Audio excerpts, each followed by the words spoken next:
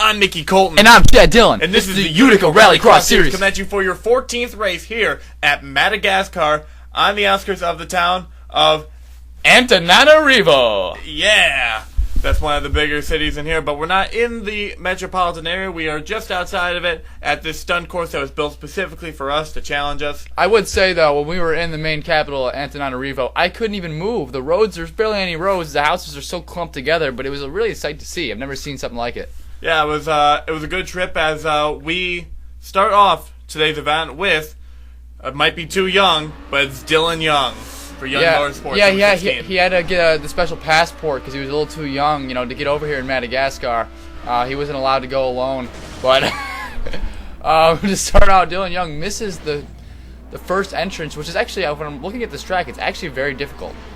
Yes, it's kind of a shaky course, and you have to hit your marks perfectly, as you see Dylan Young having some trouble as he works his way to try and get up the hill, and he will do it. There we go. He finally climbed up there. Now he's got to go through the cactus maze, I'm going to call it. And he seemed to be stuck on one of the strings for the cactus, but here we go. Dylan Young ready to make it to the second half of this course. Yes, as we work here into the dirt section, I just want to mention with those cactus fields are not natural, obviously. They were brought over because there was a surplus of a event in Mexico that was canceled. So they brought them over here and used them for the course. It was pretty effective. Coming to the line, 1:02:01 for Dylan Young, currently the top time. Next up is Michael Aurelio. Though I do want to say something quick about Dylan Young. We wish him the best. He's currently fighting a appendix issue. So. Oh really? Yeah. Well yes. Oh, that's terrible. I mean, appendix are nothing to mess with. And whoa, Michael Aurelio managed to make himself. He's already ahead of Dylan Young. He got on here, didn't land cleanly, but he didn't have to struggle trying to get on. Now, as long as he can not DNF in the second half of the course, he will beat the time of Dylan Young. Yes, as Michael Aurelio works his way around the course, still trying to work his way toward the title. Yes, exactly. It's starting to become a little more bleaker as it goes along, but he's got to really pull it together here. Coming through the line, going into the tent, and he's going to finish with a 41.23. Huge improvement over Dylan Young, who's a little off this weekend. As Alex DeMarco in car number 12 is on track. DeMarco, one of the newer drivers on course, is only his fourth event. Having an amazing race last week. I mean, it was a great run. Second place for Alex DeMarco. Really a stunner. But last week was a lot of the rookies were really coming out. But, so far so good, but got stalled on the mound. Yeah, the people are having issues with these mounds, as instead of it being a gentle road going up there, it is a steep incline, and it's really testing these cars' abilities. You got to really have the momentum in order to get the traction, going on the upward bound. But here we go. We have Alex DeMarco coming to the finish line. As long as he can hit this final section correctly, he does. It's going to be a clean run for Alex DeMarco. Let's see what he gets. It's a 45.92. That's going to be second place on the charts. It's John Ciadino's up on track in car number 5, out a little early this time, as the veteran driver tries to really turn the season around. Yeah, his season's been wow, what a great run for John Ciadino. Yeah, currently things are looking pretty good for Ciadino. There it is. There it goes. That hill is a huge issue for these drivers, but he does work his way up there. It is going to slow him down a little bit, but still tracking along. He just needs to make sure he can finish it. Yeah, at this point, I really think that he can have the potential to beat Michael Aurelio's time as long as he can get the rest of this smoothly. This would be a very good run for John Ciadino. Let's see what it is, and it's a 41.96. That was relatively close, but not going to be able to do it. As now it's time for Richard the Shaft Johnson on track. Yes, Richard the Shaft Johnson ready to go. We did have some trips. The problem with him is we had to get we couldn't fit through the houses because the shaft was just too big. You know what I mean? Yeah, I know. That tiny crevices between the houses. Yeah, if you ask Richard Johnson anything, he hates tiny crevices. He does. He hates tiny crevices. So Richard Johnson's actually tracking really well right now. Currently crushing Michael Aurelio in the current scoring. Let's see how he finishes up. As he goes to the line, he's going to penetrate the finish line. A 35.55. That's going to blow Michael Aurelio out of the water. Aurelio gets the shaft as Dom Caps is on track in car number 24. Dom the Bomb Caps. Good. Yeah, you got to be right with that. That name is going to stick with me. But Dom Caps, a lot of Whoa! speed. Oh, what a move by Dom Caps. He goes riding on the spoiler. As long as he can get... Oh, my goodness. This is a very smooth run so far. Let's see what this track says. Dom Caps doing great in the championship picture. Oh, he slides off to the end. A little too overambitious. But Dom Caps looking at a good run. And here we go. As long as he... Ooh, this is... all these little things are slowing him down. I mean, that start was great. He could have beat Richard Johnson with that speed. But a 39.08, second on the charts. Not a pretty good run for Dom Caps. Yes, and now it's time for the return of Estavas Cortez in car number 13. First time back since last season. Estavas Cortez! This is his only run for this season, so we'll have to see how he can fare on track. And oh, no! That was one of the worst runs of the year outside of Kansas City. Estavas Cortez's only run in the 13 car is wasted. And Alex Tanker is on track in car number 22. Alex Tanker, the cream machine, ready to clean up what Estavas Cortez just did. And he does it again! Oh, it almost happened again. Close call for Alex Tanker. Did not learn from Cortez's mistake as he tries to work his way up the mound here. Now, Alex Tanker doing relatively well in the standings. He's been really working his way up, but he's not working his way up here as he's struggling. It was smart, though. He kind of used that as like a half pipe kind of thing. I mean, he got him a little momentum, so he didn't have to backtrack as much. Whoa! He's still going! Oh, my God. Oh, wait, he's got to get back up. I don't know how he's going to... Ooh. Now, there's several ways to get back up this mound. Like that roadway right behind him, or going that way. But he's trying to go up the steepest... No, so I think he's realizing that this... He thought that this was a trick competition. He was trying to use the half pipes, you know what I mean? And he's back down again! Can he work his way up? No. Oh, goodness. He reverses it, and is he gonna... Oh my God, what is he doing? I think he's just fooling around at this point. Before he became the cream machine, as a fun fact, he went by the nickname Skater, so Skater Tanker. Exactly, it's working. He's kind of going for it, and he's also trying to compete with... Is this car ill-handling? Hold on. There has to be something wrong with this vehicle. He's realized... Oh my goodness, he has something stuck in his right tire, which is causing him to be doing a terrible job. He's kind of pissed off. I don't think that's a legit claim. I think a 1:25.06, an off day for Alex Tanker, yes. The slowest of the finishing times. Jeffery Finguy is in his second and final race for Musical Motorsports before Stephen Carter comes back next week in Hong Kong. Yeah, Stephen Carter though, it was surprising they took him out for such again because Stephen Carter had a lot of momentum. I know he can't win the championship, but you got to give him some more, testing because these tracks are going to be on next season. If you think he's going to be a good driver, you got to give him more experience. I think what they feel is one, they feel Finguy is experienced enough that he could give them some good runs as he's doing okay at the moment, and he did decently well last week. But exactly, and also Stephen Carter, they're trying to rest him up because UticaHomeTrackSeries is around the corner. Yeah. But 43.19, not too bad for Jeffery Finguy, fifth on the board overall as John Lasco is on track. Let's go, let's go.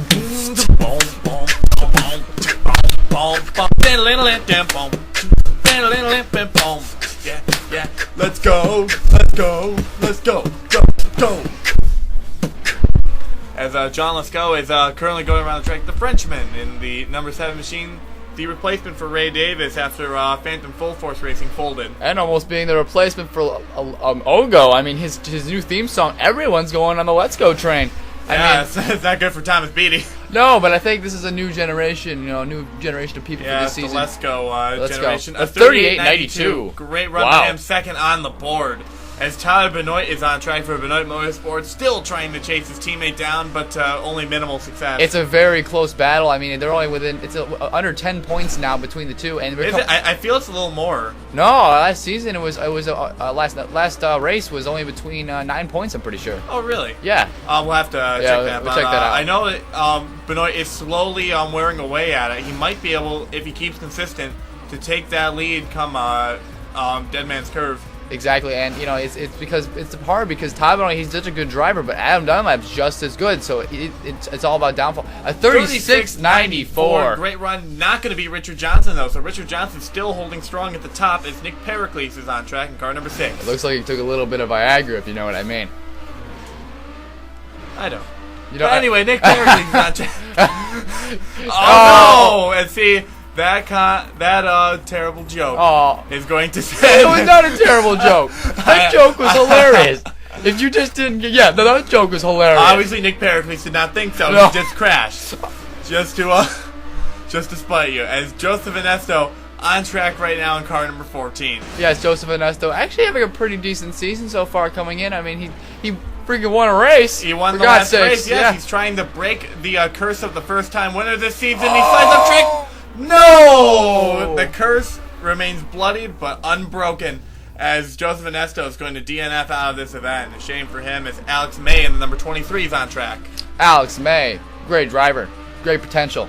Just an overall great. Yeah, I mean, it's fun to watch. It's fun to watch. Yeah, a hopeful for this series, also a hopeful for a UticaHomeTrackSeries. So we wish him the best of luck as he makes a little contact with one of the cactuses, but goes up the side of the hill. I think these drivers are realizing that side of the hill is actually easier to get up of. Yeah, there's a lot. It has enough incline. It has a more gentle incline, which gives you a lot of speed and allows you to, it's a lot more smoother. It's more momentum friendly. Yeah, I feel. Exactly. As Alex May going to the line, let's see what he can get. A 36-38. A great run for Alex May. Second on the charts, but no one can touch Richard Johnson.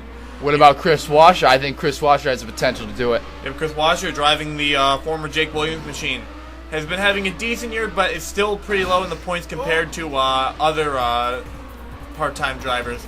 As he works his way around the track, goes up the good side of the hill, and continues away. That car is just gliding along. I know, he's got a lot of momentum. He might be able to dethrone Richard Johnson. I was right. Maybe I called it. I mean, this car, I always have good predictions with this car. As long as he can do a good finish here, he might be really close. Here he goes. Tries to cut it. Oh, no! Chris Washer, car number 10, goes out of the race, and that is going to end his day as Matt Evans, the Black Mamba number 5.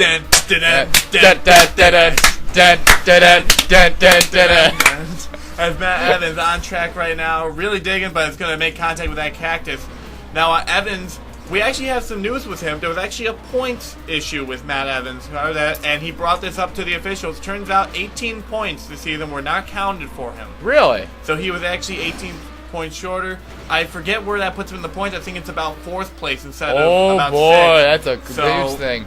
Matt Evans crossing the line. 37-66. Great run for Matt Evans. Yes, very good run. In the top 5. Now we have William Duncan from Duncan Motorsports here, looking to after that he won the Utica HomeTrackSeries. Ever since then, his momentum has really changed in the Rallycross series. I know. At the start of this year, we wrote him off as kind of like a joke contestant. Yeah. I mean, he was barely competitive and was constantly wrecking that car. Now, he seems very confident, and he's working his way up through the points ever so slowly. Wait, he's on track to beat Richard Johnson here. If he can dethrone Richard Johnson, this is just going to prove our point. His momentum shift has changed dramatically. And oh my goodness. Let's see, almost flips it over, coming to the line. A 34-68. He's going to be on top of the charts, beats Richard Johnson by almost a full second as the stuntman, Seth Cole, is at the track. He's been looking forward to this race. He wants to hit some good jumps. He does, and here we go. First jump here. Very smooth for Seth Cole as long as he can do this. Seth Cole is no! A little too much speed. Can he? No. He was trying to do a backflip there, I think, and just threw him off. Yeah, sadly, unable to do it. He goes out of the race as Thomas Beatty's on track for the Thomas Beatty team. Yo, it's Mick Beatty in the house. Yeah, Mick Beatty in the house. Yeah, Mick Beatty. Mick Beatty. It's Mick Beatty. As Thomas Beatty on track in car number 9. He's currently with the hill here. I think he's not going at this the correct way. No, he's not. He's trying to back up. I don't know where he's going now. He's kind of backed it up. He's trying to get a good run at it, but you got to watch out for those cactuses. I found out from the theme song we made for Mick Beatty, he's actually getting a lot of sponsors grabs from McDonald's. McDonald's wants him because it's called Mick Beatty.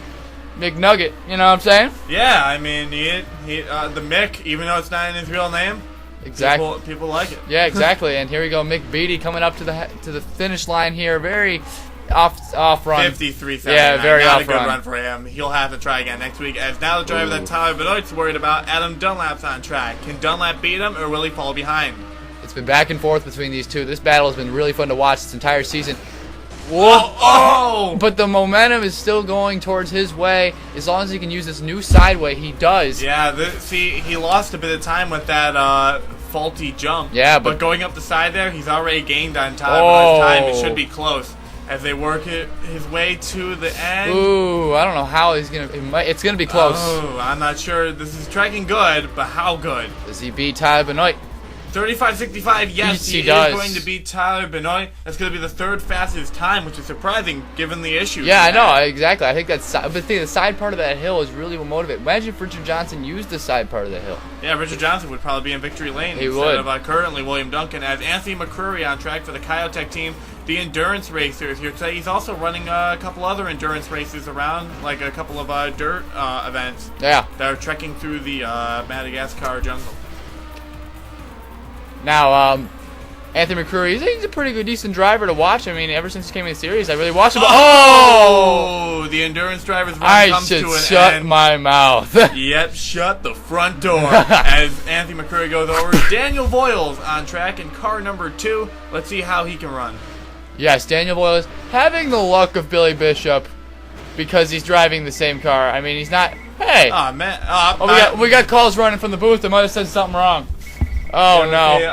Okay, it seems that's it seems like some of the phones that's from Billy Bishop's lawyer. Oh, I must.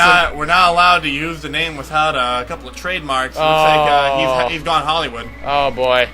Yeah, man, the phone's just ringing and ringing and ringing. I think we need to end this phone call. No.